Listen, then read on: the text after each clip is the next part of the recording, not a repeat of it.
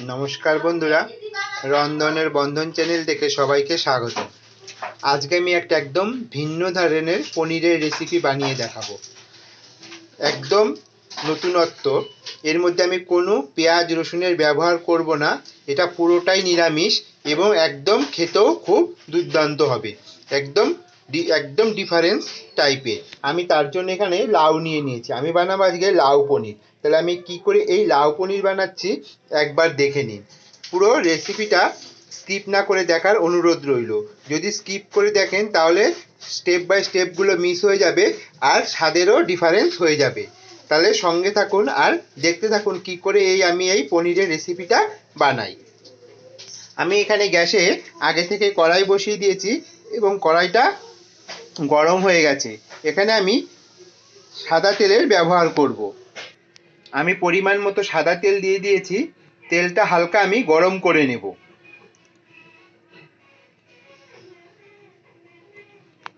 আশা করি বন্ধুরা আপনাদের ভালো লাগবে এই রেসিপিটা।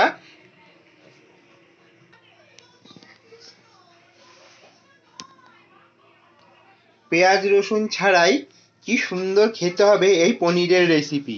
তেলটা আমার গরম হয়ে গেছে। এবার আমি কেটে রাখা সরু সরু করে লাউগুলো তেলের মধ্যে দিয়ে দেব।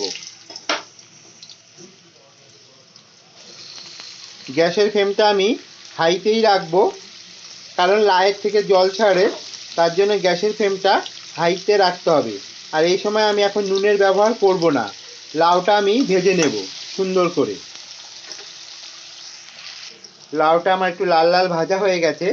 আমি এখানে যাতে পেঁয়াজ রসুনের ব্যবহার করছি না, তার জন্য এই গ্রেভিতে আমি লাউয়ের ব্যবহার করছি। এখানে আমি দিয়ে দেব দুটো মিডিয়াম সাইজের টমেটো, আর দিয়ে দেব পাকা কাঁচা লঙ্কা 4টে। এবার আমি এগুলোকেও ভালো করে ভেজে নেব।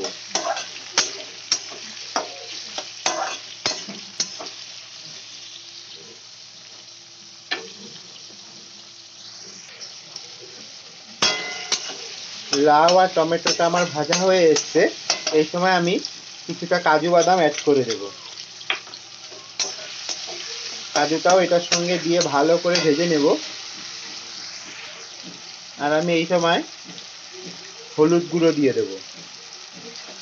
হলুদটা দিলে কি হবে, খুব তাড়াতাড়ি সেদ্ধ হয়ে আসবে। আর এই সময় আমি সামান্য পরিমাণ নুনও অ্যাড করে দেব, কারণ এটা দিলে খুব তাড়াতাড়ি নুন আর হলুদে আমাদের টমেটো আর লাউটা পুরোপুরি সেদ্ধ হয়ে যাবে।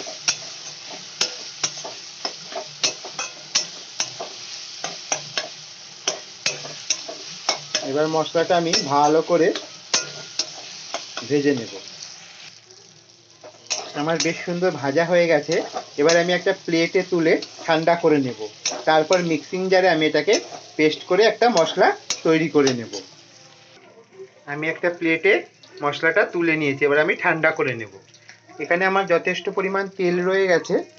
এই তেলেই আমি মিল্ক মিস্টের একটা পনির নিয়েছি। পনিরটা আমি একটু হালকা ফ্রাই করে নেব। পনিরটা আমি ভেজে উঠিয়ে নিয়েছি। মশলাটা আমি মিক্সিং জারে নিয়ে নিয়েছি। এবার এটার আমি একটা ভালো স্মুথ পেস্ট বানিয়ে নেব।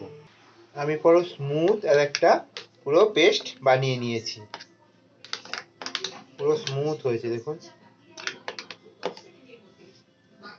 এদিকে কড়াইটা আমার গরম হয়ে গেছে আর কড়াইতে যথেষ্ট তেল আছে। এর থেকে বেশি তেল আমি দেব না। এবার আমি মশলাটা দিয়ে দেব। মশলাটা আমি দিয়ে নিয়েছি। এবার হালকা মিডিয়াম ফ্লেমে আমি কষিয়ে নেব, কারণ গ্যাসের ফ্লেমটা যদি আমি বাড়িয়ে দিই তাহলে পুড়ে যাওয়ার সম্ভাবনা আছে, যেহেতু এখানে কাজু ব্যবহার হয়েছে। তার জন্য আস্তে আস্তে করে ভালো করে মশলাটা কষিয়ে নিতে হবে।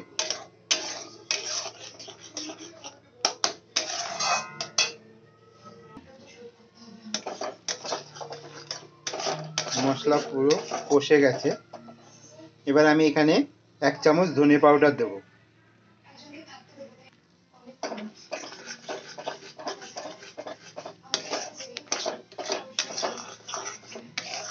এবার আমি 1 চামচ কাশ্মীরি রেড চিলি পাউডার দিয়ে দেব।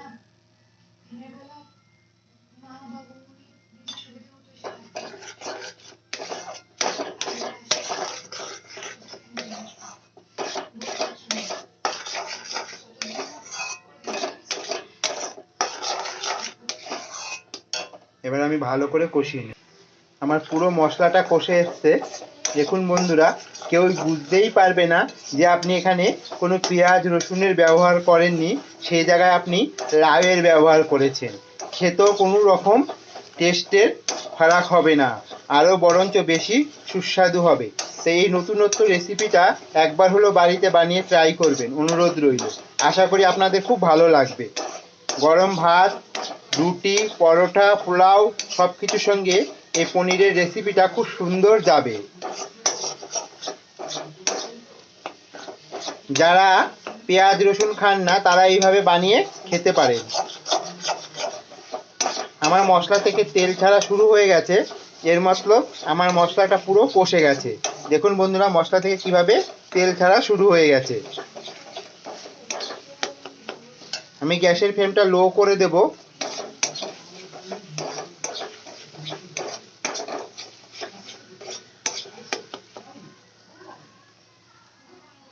ভেজে রাখা পনিরটা আমি দিয়ে দেব।